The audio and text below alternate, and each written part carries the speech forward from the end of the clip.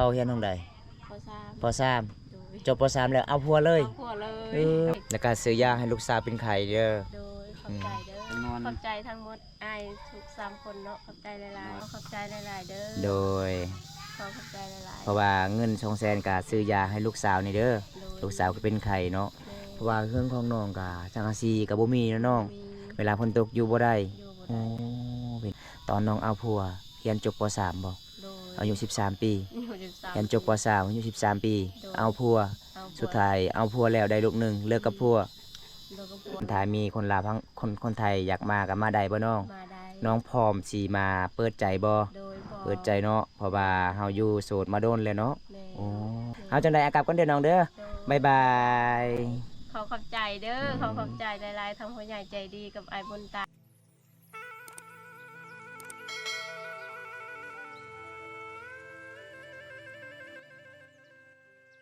แนะนำสื่อแน่สื่อจังใดก่อน กระบ้า โอ้สื่อสาวบาปเนาะ โดยสื่อ โอ้ สาวะ สื่อกับแนวอื่นกับบ่ตังเนาะ เสือบาปแล้วแหละ เจอปะเด็ดปะเด็ดตั้งเชื่อบ้า โอ้ตอนที่เพิ่นเกิดนะว่าตอนนั้นเกิดบ่ เล่นตอนเขาเกิดแล้ว ต่ ก็ อ หากะบ่ได้ฮอดเดือนหนึงพอตาย เสีย ปั๊บล โอ้ก็เลยตั้งชื่อสาวบาป โดยเลยก็ตั้งสื่อสาวบาปเลยแหละเลยก็เอาพวกกะ บาปอีก เนาะโดยบาปอีกหลายบาปต่อๆเลย ทุกคน นั่นแหละ อันนี้คือสาเหตุที่เพิ่นตั้งชื่อเพิ่นว่าสาวบาปนะทุกคนก็คือตอนที่เพิ่นเกิดมาบ่ฮอดเดือนพอเพิ่นก็ได้เสียปะเนาะ แม่น เสียไปแล้วก็เพิ่นก็เลยแม่ทางไอ้แม่เพิ่นก็เลยตั้งชื่อเป็นสาวบาปเลยบัดนี้ เอาผัวตั้งแต่จักปีก็ 13 ปี 13 ปีบ่ โดย โอ้เอาผัวบัดนี้ได้ลูกหนึงผัวกับป้าอีก พวกกับป้าอีก โอ้ พวก แล้วก็ ได้เมียใหม่แล้วพวกกับป้า ตอนนี้ ผัว เพิ่นได้เมียใหม่แล้วบ่ ผัว ได้แล้ว ผัวได้จักเมียแล้ว ได้สองเมียแล้ว สองเมียสามเมียกับน้องบ่ แม่น โอ้ ป้าต้อง แสดงว่าเขาฮักอหลีเนาะเขามัก แสดง เนาะ ว่าเสน่ห์เราแห้งแล้วเนาะ โอ้เรา เขาเป็นลูกสาวเนาะ ได้เนาะ วิชาคมบ่ โอ้ยแบ่งให้คอยหน่อยเนาะจากคนหนึ่งสองคนเนาะคอยบ่มีเลย บ่คำบ่โกยนะบ่มีเลยจักคน อันนี้คือลูกสาวจ้ะบ่ แต่ซ้ำเติมไหม เออ จักปีแล้วตอนนี้ 5 ปีป้ายแล้ว 5 ปีปลายแล้ว โดย โอ้ตั้งแต่ที่เจ้าเลิกกับผัวเจ้าจักปีแล้วอยู่ผู้เดียวที่เลี้ยงลูกมาผู้เดียว จะดึงลูกบ่ แม่น อัน5 ปีนี่แหละ 5 ปีแล้ว ถ้าก็ได้เมื่อเฮือนผัวแล้วก็เกิดลูกอยู่น้ำผัว3 เดือนแล้วก็เมื่อเลยเลี้ยงผู้เดียวเลยลูกจนว่าใหญ่ จนใหญ่ฮอดปานนี้เนาะ โดย ทางพี่พ่อของน้องเพิ่นนี่ก็บ่ได้มาเยี่ยมยามเลย บ่เลยได้ตั้งแต่ปะกัน บ่สบับหลังจากที่เจ้าเลี้ยงลูกเจ้าหาหยังแน่ให้ลูกกินคือใหญ่ฮอดปานนี้ หาแล้วก็ปูและหน่อไม้หาปลา หาปลาหาปูเนาะ หโดยหาเขียด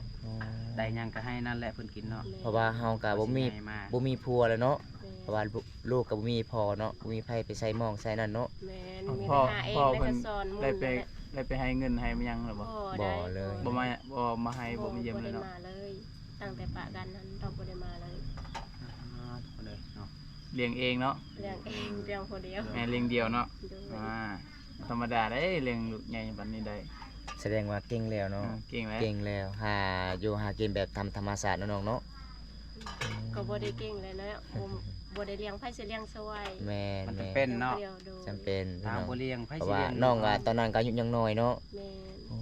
พี่น้องเอ้ยสาวคนสู่ชีวิต เจ้านี่เป็ พี่ น น้อง มองนอน 13 ปีเลี้ยงลูกเนาะ เลี้ยงลูกคนเดียวเนาะ กับแม่ ก็นอนอยู่นี่แหละบ่เจ้านะ โดยอยู่นี่แหละ อืม นอน บ่ อยู่ มี กับแม่เนาะ บ่มีเฮือนโดยลูกนอนวันนี้ สังกะสีก็ยังบ่มี บ่มี หัวคือเก่าเนาะฝนตก 2-3 มื้อนี่เนาะ โอ้ยบ่มีบัญชีอยู่เลยได้ โอ้ อยู่แบบนี้แหละ ลมก็แห้งๆเนาะ อืม ฝนตกน่ะเปียก เปียกเบิด เปียกหมดเลย โดยบ่มีบัญชีนอนเลย นอนก็นั่งแบบนี้แหละ เพื่อสิให้ ตั้งหัวมาเลยนะฮะเนาะ มีผู้ชายอยู่บ่ มี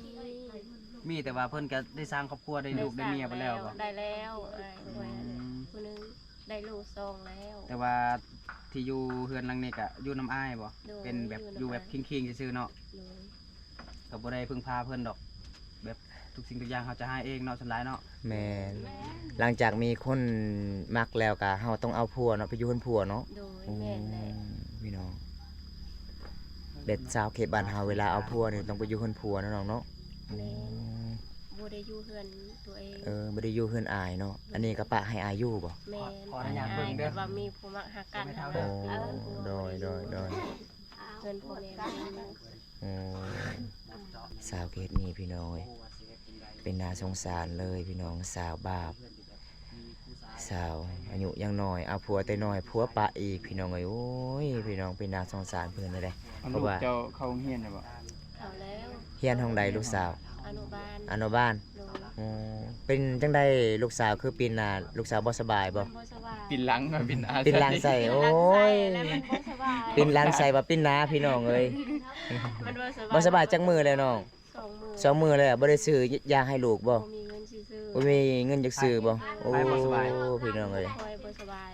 ผู้นี้เนี่ยบ่ โดย ลูกสาวบ่สบาย เพิ่ เพิ่ น น ว่า ว่า ใดก็ น้องพิมพ์ น้องพิมพ์ โดย ก็เลยน้องตั้งชื่อเพจน้องพิมพ์ตัวเตี้ย โดย โอ้ แม่ตั้งซื้อลูกหั่นแหละ ตั้งชื่อลูกแล้วเนาะ โดยซื้อ เพราะ แม่ ว่า บ่ได้ตั้ง เพราะว่าซื้อแม่มันเกยลายเนาะมันบาปเลยเนาะก็เลยตั้งชื่อลูกอีกเนาะ ตั้งซื้ โอ้ อลูกโดยแม่ หลังจากที่พ่อเสียแต่อายุยังน้อยก็เลยตั้งชื่อบาป แม่ เอาพัวแล้วก็บาปไปลีเนาะโอ้ บาปแล้วถ้าพัวก็พัวปะ พัวปะพี่น้อย เลี้งลูกคนเดียวซ้ำอีก ตอนนี้เจ้าก็ตั้งชื่อพิมพ์อีกเด้อ ส่วนลูกกับพิมพ์ส่วนแม่กับพิมพ์แล้วบัดนี้ แล้วเรื่องข้าวน้ำสัมปลาเนี่ยแบบหาเองบ่ หาเอง อยู่นํกันกับแม่นี่แล้วก็กินข้าวนํกันบ่กับอายนะ โดยกินนำกันนั่นแหละ อืมแต่ว่าส่วนหลายเฮาสิเป็นคนหาเองเนาะ แม่น ให้ ค บ่ นนี้ก็ เฮ็ดให้ ต้องได้สู้ เฮ็ด ช ให้ น เฮ็ดนาเฮ็ดสวนอะไร อ๋อ เฮ็ดหลายอย่าง บ่สบายแต่ละเทื่อน้องอยากซื้อเสื้อให้ลูกสาวน้องได้เงินมาแต่ไส ไปรับจ้าง ไปรับจ้าง โดย โอ้ จ้างในเมืองบ่หรือว่า อยู่ในบ้านนี่แห อ ละ ยู่ในบ้านนี่บ่ เขาจ้างมือเท่าไหร่อยู่ มื้อละ80 มื้อละ80โอ้ โอ้ มื้อหนึงก็สิได้บ่เสื้อลูกพื้นหนึง ก็มันบ่ได้แล้ว บ่ได้เนาะต้องสองมือเนาะ โดย อันนี้นะมันกว่าแถวเฮาอีกได้บ่าวเนาะ อืม แถวเฮายังมือละแสน แสนปลายแล้วเฮา แสนปลายแต่ว่า แสนก็บ่เฮ็ดแล้ว อยู่นี่นะมือละ มันเป็น 80 บาง ทุกคน บา เล ง ย คนก็เป็นละแสนคือกันบางคนก็เป็น ร้อย คันคนในเมืองนี่แสนเนาะแต่คนมันหา80เนาะ แม่น โอ้ ซ้ำนี่เลยบ่ ในตัวมาหารยังปลาขอบ่ แม่น โอ้ได้ปลาขอมาแต่ไส มาแต่น้องลูกไผ่ น้องลูกไผ่โอ้ลูกไผ่ไปโอนบ่ ไปโอนหรือว่าไปให้ ไปให้ ไปให้พี่น้องไอเมย์เว้าเมื่อกี้นี้เมย์บอกบ่ฮู้จักภาษาลาวไอเมย์บอกว่ามีปลาคอเข้าไปโอนโอ้บำตาละตกใจล่ะพี่น้องเอ้ย นี่พี่น้อง มือหู อีเมย์ของสาวพิมพ์เพิ่นกำลังสิต้มปลาคอเห็นบ่แบบก็บ่มีฝักเด้พี่น้องเอ้ยอันนี้บ่อนอีเมย์นอนเนาะกับสาวบาปเนาะนอนอยู่นี่เนาะ แม่ โอ้ น เบิ่งนี่พี่น้องคันฝนตกนี่แล้วเลยพี่น้องเห็นบ่ ตั้งที่นั่ง ปอของเมิดพี่น้องเอ้ยคันฝนตกนี่นั่งดู นั่ง โอ้บ่ได้นอนเนาะ ได้นอน เปียกมาเลย หมด โอ้ตาหุงก็บ่ได้เห็นอีกคันกลางคืนฝนตกนี่แล้วเลยเนาะ แล้ว โอ้ ไป พี่น้องไปบ่ได้ บ่ได้ แม่นตาหุงก็บ่ได้แจ้งพี่น้องไอ้แม่ของสาวบาปพี่น้องพี่นาสงสารนี่จุดนอนห้องนอนอีแม่กับสาวบาปเพิ่นส่วนสาวบาปพุ่นล่ะพี่น้อง ฮักแท้สู้ นี่พี่น้องเดี๋ยวอนุญาตเบิ่งเฮือนสาวบาปก่อนเด้อพี่น้องเบิ่งนี่พี่น้องเฮือนของเพิ่นหมอดกินหมดแล้วหมดจนมุนแล้วหมดพี่น้องโอ้ยใหม่พี่น้องใหม่แบบมันเก่าๆบ่นี่เห็นบ่โอ้ยพี่น้องเอ้ยแบบเฮือนของเพิ่นก็มันมีผู้หญิงหลายก็เลยใช้ชีวิตแบบนี้พี่น้องเพราะว่าอ้ายเพิ่นก็สร้างครอบครัวไปแล้ว แต่จุดนี้ก็คันเวลาฝนตกนี่โอ้อยู่บ่ได้พี่น้องเป็นน่าสงสารเลยบ่อนนอนสาวบาทกับอีแม่เพิ่นพี่น้องอันนี้บ่อนจุดก็บ่อนเขาเจ้าเฮ็ดกินเด้เห็นบ่แบบวิถีชีวิตเขตชนบทของชมเผ่าบรูเขตหมู่บ้านเฮาอันนี้ก็จะเป็นน้ำที่หลังจากที่เขาเจ้าไปตักน้ำแล้วเขาเจ้าก็สิมาเกาะไว้จุดนี้เด้เห็นบ่พี่น้องแบบคลองสมัยแต่สงครามเขาเจ้าก็สิมาเก็บไว้พี่น้องเห็นบ่โอ้ยพี่น้องวิถีชีวิตแบบเดิมๆเลยพี่น้องเรือนของชาวบ้านพี่น้องเรือนบ้าน เดี๋ยวเพิ่นก็สิได้กินข้าวกินน้ำหลังจากกินข้าวแล้วสิไปเฮ็ดเวียกบ่หรือว่าอยู่เฮือนมื้อนี้ อยู่เฮือนลูกบ่สบายเลย พักผ่อนบ่ สบายโดย เมื่อวานมื้อซื้อนี่เจ้าอ้องให้บ่ โดยเอาไปเฮือน บ่สบายมาหลายมื้อแล้วบ่ว่า แล้ จั ว งได๋ ก็2 มื้อนี่แหละ2เป็น2มื้อ บ่ได้ไปกวดบ่ บ่ได้ไปกวดเลย บ่ได้ไปกวดบ่ได้ซื้อยามาให้กินเลยบ่ ซื้อยามีแต่ซื้อยาบ่ได้ไปกวดค่ะ แต่ ซื้อ ว่าย าก็กินบ่ได้เศร้า ยังบ่เซาเนาะยังบ่ดีสำเนาะ แม่น อืมโอ้ลูกเพิ่นนี่ถือว่าใหญ่แล้วได้ทุกคน5 ปีแล้วเนาะ โดย5 ปีแล้ว ท ถ้าเฮาพาเพิ่นไปกวดนี่ต้องใช้เงินหลายบ่ แม่ ถ้าได้เงินแสนหนึ่ง200,000นี่กับพอไปกวดได้อยู่บ่ โดยพอได้ไปกวดอยู่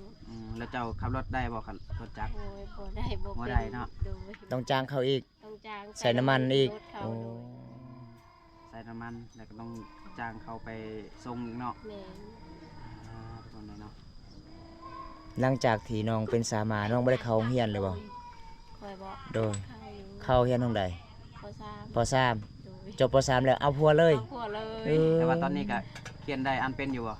บ่ได้ บ่ได้ ถ้าเวลาทักหาน้องนี่ต้องส่งเสียงเอา โดย โอ้ ต้องส่งเสียงเอา เนาะกับโทรเลยเนาะ โดย อืม ถ้ามีคนที่มักเฮาฮับได้ในสิ่งที่เฮาเป็นนี่ก็คืออยากได้อยู่เนาะ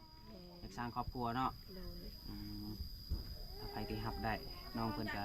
ทั้งรู้ว่าบ่ฮู้ว่าน้องหรือเอื้อยเนาะทุกคนก็เป็นเอื้อยเนาะ โดย เฮาก็ เอิ้น บ่ผิดแน่ทุกคนเนาะ อืม ถ้าใครที่สนใจเพิ่นก็ยินดีที่จะสร้างครอบครัวทุกคนอยากเริ่มต้นใหม่เนาะว่าง่ายอยากเริ่มต้นใหม่อยากสร้างครอบครัว แต่ว่าด้วยสภาพเพื่อนซานบ้านซองของเพื่อนที่ว่าทุกข์ยากแล้วก็เพื่อนก็เป็นสาวมือซองก็น่าจะหาคนสนใจยากแน่เนาะ โดย ในเขตชนบทเท่านี้ถ้าใครที่รับได้กับเพื่อนก็ยินดีที่จะสร้างครอบครัวเริ่มต้นใหม่ได้เนาะทุกคนเนาะถ้าใครที่มักเพื่อนก็เดี๋ยวสิติดต่อให้เนาะทุกคนเพราะว่าตอนนี้นะเล่นเฟซเล่นไลน์บ่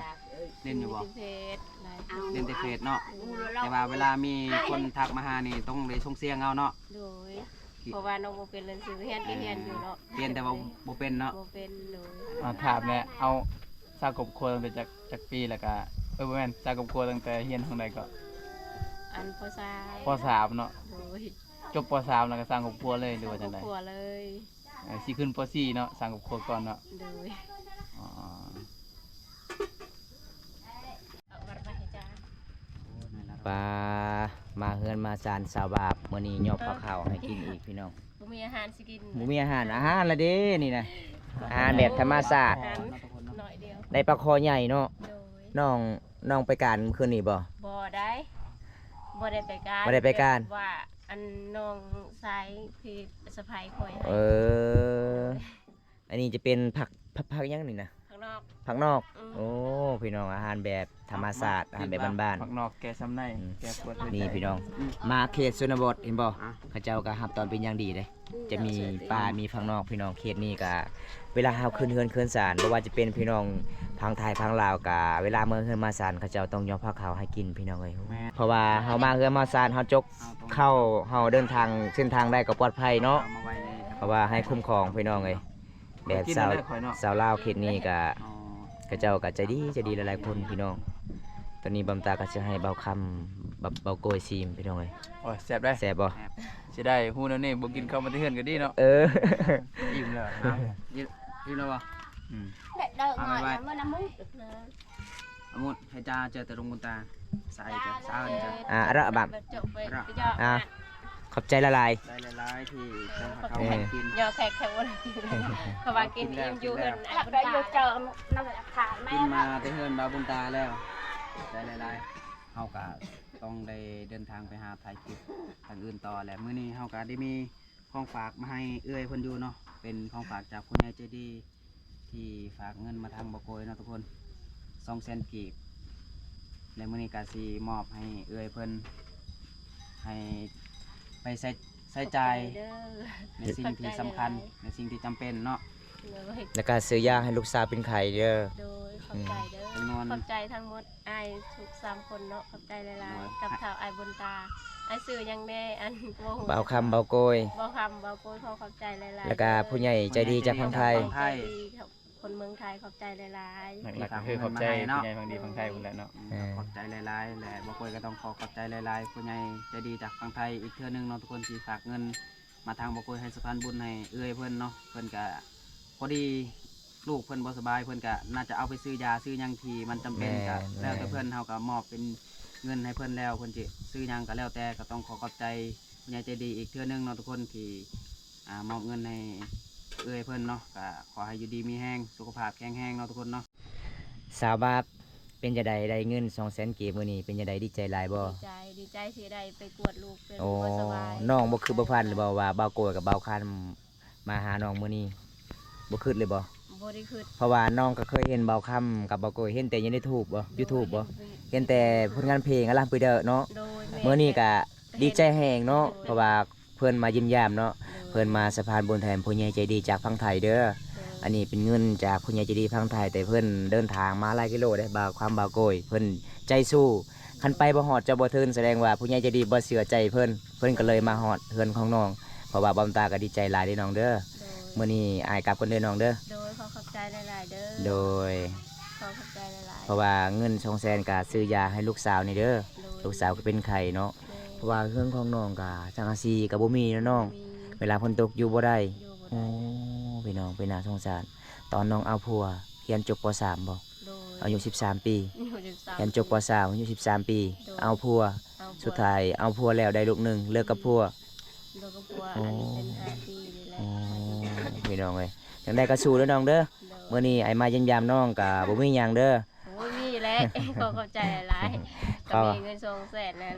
เขาเข้าใจหลายๆเด้อที่ย่อให้พาข้าวสู่อ้ายกินเด้อ โดยขอขอบใจคือกัน คลิปนี้ขอจบไว้เท่านี้ก่อนคลิปหน้ามาพบพอกันใหม่เด้อน้องเด้อ โดย คันถามมีคนลาวทั้งคนไทยอยากมาก็มาได้บ่น้อง มาได้ น้องพร้อมสิมาเปิดใจบ่ โดยพอ เปิดใจเนาะเพราะว่าเฮาอยู่โสดมาโดนแล้วเนาะ แม่ โอ้เพราะว่าเฮาก็เลี้ยงลูกคนเดียวเนาะเฮาจังได๋อากลับกันเด้อน้องเด้อ โดย บ๊ายบาย ขอขอบใจเด้อขอขอบใจหลายๆทั้งผู้ใหญ่ใจดีกับไอ้บุญตากับไอ้หยังก็ เบาคำเบาโก เบาย คำเบาคูณขอบใจหลายๆเด้อขอขอบใจ เดินทางปลอดภัยเนาะ เดินทางออกไป โดย ให้อยู่ เอ้า ดีไม่แห้ง โดยบ๊ายบาย ขอขอบใจเด้อ พี่น้องจังได๋ก็บอมตาก็สิปิดไว้ซำนี้ก่อนพี่น้องเอ้ยมื้อนี้บอมตาก็ดีใจหลายพี่น้องมาเยี่ยมยามสาวบาปกับสาวเกตมื้อนี้บอมตาก็บ่คือบ่พันเลยพี่น้องมันมีผู้ใหญ่ใจดีจากทางไทยพากเงินนำบาโกยมาให้บอมตา300,000กีบให้ใส่น้ำมันรถแล้วก็ให้น้องเกตให้น้องบาปผู้ละ200,000พี่น้องเพราะว่าน้องบาปก็บุญเลยพี่น้องมื้อนี้ผู้ใหญ่ใจดีพากเงินมาให้บาโกยเพราะว่าลูกสาวของบาปก็บ่สบายเป็นไข้2 มื้อแล้วเพิ่นบ่มีเงินไปกวดพี่น้องเป็นน่าสงสารแทนที่เป็นบ้านของสาวบาปนี่บ่บอมตาก็ดีใจหลายพี่น้องเพราะว่ามีทีมงานมายิ้มยามพี่น้องบอมตาก็บ่คิดเลยว่าบาโกยกับบ่คำมาฮอดเฮือนได้แต่แบบบาโกยปกติคือเจ้ามากอ่ะเขาจะโทรนัดกันแต่มื้อวานนี้เราก็บ่ได้นัดกันเลยแบบเราไปแบบสะพายแบบบอมตาบ่ฮู้จักเลยพี่น้องบอมตาก็ดีใจหลายๆพี่น้องทางบาโกยบาคำแล้วก็ผู้ใหญ่ใจดีจากพังไทยหรือว่าฮ่องเทพเฮาพี่น้องจากฮ่องเทพขอให้อยู่ดีมีแห้งขอให้ร่ำให้รวยเด้อพี่น้องบอมตาก็สิปิดไว้สำนี้ก่อนพี่น้องคลิปนี้ขอจบไว้เท่านี้ก่อนพี่น้องคลิปหน้าพบพอกันใหม่พี่น้องเอ้ยถ้าผู้ใดรับชมคลิปนี้แล้วก็อย่าลืมฝากกดไลค์กดแชร์กดติดตามฝากเป็นกำลังใจให้บอมตาบ้านนอกพอมังกรนี่เด้อพี่น้องคลิปหน้าเจอกันใหม่พี่น้องขอกล่าวคำว่าสบายดีบ้านสวนเด้อบ๊ายบาย